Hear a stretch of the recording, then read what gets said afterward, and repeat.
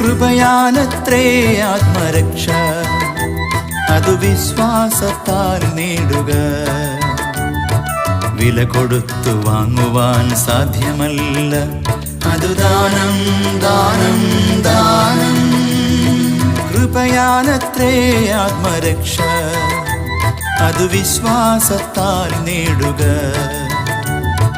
വില കൊടുത്തു വാങ്ങുവാൻ സാധ്യമല്ല, അതു ദാനം ദാനം ദാനം. ഇപ്പോൾ നാം ശ്രവിച്ചുകൊണ്ടിരിക്കുന്നത് മോർണിംഗ് വോയിസ് എന്ന ആത്മീയ ശുശ്രൂഷയാണ്. ഇന്ന് ഉൽപ്പത്തി പുസ്തകത്തിൽ നിന്നും കർത്താവിന്റെ ദാസൻ ജെയിംസ് എം തോമസ് നെടുമ്പാശ്ശേരി ധ്യാനചിന്തകൾ പങ്കുവയ്ക്കും. ഉൽപ്പത്തി പുസ്തകം 35-ാം അധ്യായത്തിൻ്റെ 1-ാം വാക്യം ശ്രദ്ധിച്ചാലും, അനന്തരം ദൈവം യാക്കോബിനോട്, നീ പുറപ്പെട്ട് ബേഥേലിൽ ചെന്ന് പാർക്കുക. നിന്റെ സഹോദരനായ ഏശാവിൻ്റെ മുൻപിൽ നിന്ന് നീ ഓടിപ്പോകുമ്പോൾ നിനക്ക് പ്രത്യക്ഷനായ ദൈവത്തിന് ബേഥേലിൽ ഒരു യാഗപീഠം ഉണ്ടാക്കുക എന്ന് കൽപ്പിച്ചു. ബേഥേലിൽ ചെന്ന് പാർക്കുന്നത് കുറഞ്ഞത് 4 വസ്തുതകൾ യാക്കോബിനോട് ബന്ധപ്പെട്ടുണ്ട് എന്നുള്ളത് നാം ഓർത്തുകൊണ്ടിരിക്കുകയാണ്. അതിൽ നാം ഒടുവിലായിട്ട് ഓർത്തു നിർത്തിയത് ബേഥേലിലേക്കുള്ള യാത്ര ദൈവത്തോടുള്ള യാക്കോബിൻ്റെ അനുസരണത്തെയും കീഴടങ്ങലിനെയും കാണിക്കുന്നു എന്നുള്ളതാണ്. അങ്ങ് ശ്രദ്ധിക്കുന്നത് മോർണിംഗ് വോയിസ് എന്ന ആത്മീയ ശുശ്രൂഷയാണ്. ഉൽപ്പത്തി പുസ്തകത്തെ അധികരിച്ചുള്ള 256-ാമത്തെ എപ്പിസോഡിലേക്ക് ഹാർദമായി അങ്ങേ സ്വാഗതം ചെയ്യുന്നു. യാക്കോബ് ബേഥേലിലേക്ക് ചെന്നു പാർക്കുന്നത് കാണിക്കുന്ന 4-ാമത്തെ പ്രത്യേകത അഥവാ വസ്തുത എന്താണ്? അത് ബേഥേലിലേക്കുള്ള യാത്ര ദൈവത്തോട് പറഞ്ഞ വാക്കിൻ്റെ നിവർത്തീകരണമാണ്. ദൈവത്തോട് പറഞ്ഞ വാക്ക് അത് വൈകിയാണ് ഇവിടെ യാക്കോബ് നിവർത്തിക്കുന്നത് എന്നുള്ളത് നമുക്ക് കാണുവാൻ കഴിയുന്നുണ്ട്. ഉൽപ്പത്തി പുസ്തകം 28-ാം അധ്യായത്തിൽ യാക്കോബിനെ ദൈവം സന്ദർശിക്കുന്ന കാര്യം നാം ചിന്തിക്കുകയുണ്ടായി.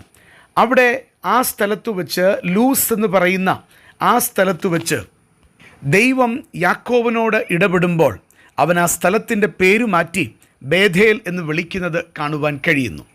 ദൈവം തന്നെ സന്ദർശിച്ചപ്പോൾ, ദൈവം തന്നോട് ഇടപെട്ടപ്പോൾ താൻ കർത്താവിന് കൊടുത്തൊരു വാക്കുണ്ടായിരുന്നു. അതും നമുക്ക് ഉൽപ്പത്തി 28-ൽ കാണുവാൻ കഴിയുകയാണ്. 20-ാം വാക്യം മുതൽ നോക്കിയാൽ യാക്കോബ് ഒരു നേർച്ച നേർന്നു. ദൈവം എന്നോടുകൂടെ ഇരിക്കുകയും ഞാൻ പോകുന്ന ഈ യാത്രയിൽ എന്നെ കാക്കുകയും ഭക്ഷിപ്പാൻ ആഹാരവും ധരിപ്പാൻ വസ്ത്രവും എനിക്ക് തരികയും എന്നെ എൻ്റെ അപ്പൻ്റെ വീട്ടിലേക്ക് സൗഖ്യത്തോടെ മടക്കി വരുത്തുകയും ചെയ്യുമെങ്കിൽ യഹോവ എനിക്ക് ദൈവമായിരിക്കും. ഞാൻ തൂണായി നിർത്തിയ ഈ കല്ല് ദൈവത്തിൻ്റെ ആലയം ആകും. നീ എനിക്ക് തരുന്ന സകലത്തിലും ഞാൻ നിനക്ക് ദശാംശം തരും എന്ന് പറഞ്ഞു. പ്രിയപ്പെട്ടവരെ, ദൈവം മുൻപാകെ വാക്ക് കൊടുത്ത യാക്കോബ് തൻ്റെ ജീവിതത്തിൽ അത് നിവർത്തിക്കുവാൻ വൈകുന്ന കാര്യമാണ് കാണുവാൻ കഴിയുന്നത്. അതുകൊണ്ട് എന്ത് സംഭവിച്ചു? നാം ഓർക്കുന്നത് പോലെ 33-ാം അധ്യായത്തിൽ അദ്ദേഹം ശേഖേമിൽ വന്ന് പാർക്കുകയാണ്. ആ ശേഖേമിൽ വച്ച് വലിയ ദുഃഖകരമായ ചില വസ്തുതകളൊക്കെ സംഭവിക്കുന്നുണ്ട്. നാം അത് ഓർത്തതാ. ദൈവത്തോടുള്ള വാക്ക് പാലിക്കുവാൻ വൈകും തോറും, ദൈവസന്നിധിയിൽ നേർന്നത് നിവർത്തിക്കാതിരിക്കും തോറും ജീവിതത്തിൽ തിരിച്ചടികൾ ഉണ്ടാകുന്നുവെന്നുള്ളതും ദുഃഖകരമായ വസ്തുതകൾ ഉണ്ടാകുമെന്നുള്ളതും ഓർമ്മപ്പെടുത്തുവാൻ ആഗ്രഹിക്കട്ടെ. ദൈവം യാക്കോബിനെക്കുറിച്ച് ബേഥേലിൽ പാർക്കുവാൻ ആഗ്രഹിച്ചപ്പോൾ വഴിമധ്യേ ശേഖേമിൻ്റെ സ്ഥാനത്തേക്ക് അവൻ ചെന്ന് പാർക്കുന്ന ചരിത്രം കാണുവാൻ കഴിയുന്നു. എന്നാൽ 35-ാം അധ്യായത്തിൽ സ്വർഗത്തിലെ ദൈവം വീണ്ടും യാക്കോബിനോട് ഇടപെട്ടിട്ട് പറയുന്ന കാര്യമുണ്ട്. നീ പുറപ്പെട്ട് ബേഥേലിൽ ചെന്ന് പാർക്കുക.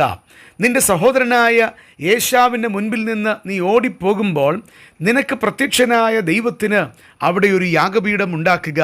ദൈവം കഴിഞ്ഞ കാര്യങ്ങൾ യാക്കോബിനോട് പറയുകയും അവനെ ഒന്ന് ഓർമ്മപ്പെടുത്തുകയും ചെയ്യുകയാണ്. പ്രിയപ്പെട്ടവരെ, പലപ്പോഴും ദൈവത്തോട് പറഞ്ഞിട്ടുള്ള കാര്യങ്ങൾ ഓർക്കുവാൻ നാം മടിക്കുന്നവരല്ലേ?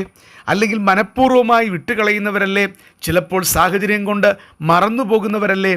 ഇതെല്ലാം നാം ശ്രദ്ധിച്ച് ദൈവമുൻപാകെ നാം പറഞ്ഞ കാര്യം നിവർത്തിപ്പാൻ ആവശ്യമുള്ളവരാണ്. പ്രിയപ്പെട്ടവരെ, ഇവിടെ ഇതാ ബേഥേലിലേക്കുള്ള യാത്ര എന്ന് പറയുന്നത് യാക്കോബിനെ സംബന്ധിച്ച് അത് അല്പം വൈകിപ്പോയി. ജീവിതത്തിൽ ഏതെങ്കിലും കാര്യം കർത്താവിൻ്റെ മുൻപാകെ വൈകിയിട്ടുണ്ടോ എന്ന് പരിശോധിക്കണം പ്രിയപ്പെട്ടവരെ. അങ്ങനെ വൈകിയിട്ടുണ്ടെങ്കിൽ അത് ദൈവം മുൻപാകെ വൈകിയതിനെക്കുറിച്ച് ഏറ്റുപറഞ്ഞ് ഉപേക്ഷിച്ച് മുന്നോട്ട് ദൈവസന്നിധിയിൽ മടങ്ങി വന്ന് ജീവിപ്പാനായിട്ട് ഒരു വിശ്വാസിയെക്കുറിച്ച് കർത്താവ് ആഗ്രഹിക്കുകയാണ്. അല്പം വൈകിയെങ്കിലും ദൈവ പൈതലായ യാക്കോബ് തിരികെ വരുന്ന മനോഹരമായ ചരിത്രം നമുക്ക് കാണുവാൻ കഴിയുകയാണ്.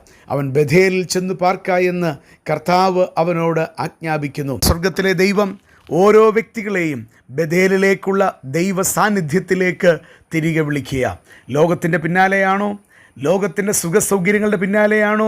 കാണേണ്ടുന്ന കാര്യങ്ങൾ കാണുവാൻ കഴിയാതെ തെറ്റായ ചിന്താഗതിയിൽ ജീവിക്കുകയാണോ? ദൈവസന്നിധിയിൽ വളരെ ആത്മപരിശോധനയ്ക്ക് ആവശ്യമുള്ള നിമിഷങ്ങളായി ഇത് മാറ്റപ്പെട്ടെങ്കിൽ എന്ന് ഞാൻ ആഗ്രഹിക്കുക. ഇനി ഒരിക്കലും വൈകാതെ വണ്ണം തിരികെ വന്ന് ദൈവസന്നിധിയിൽ നിവർത്തിക്കേണ്ടത് നിവർത്തിക്കുവാൻ ദൈവം ആവശ്യപ്പെടുകയാണ്. യാക്കോബിനോട് സംസാരിച്ച ദൈവത്തിന് കാലം എത്ര കഴിഞ്ഞാലും മാറ്റമില്ല. ദൈവം നമ്മുടെ ജീവിതത്തിൽ സകല നന്മകളും ചെയ്യുന്ന ദൈവമാണ്. പക്ഷേ ആ നന്മകൾ പ്രാപിക്കണമെങ്കിൽ നാം ദൈവസന്നിധിയിൽ ചില കാര്യങ്ങൾ ചെയ്തേ മതിയാകുകയുള്ളൂ.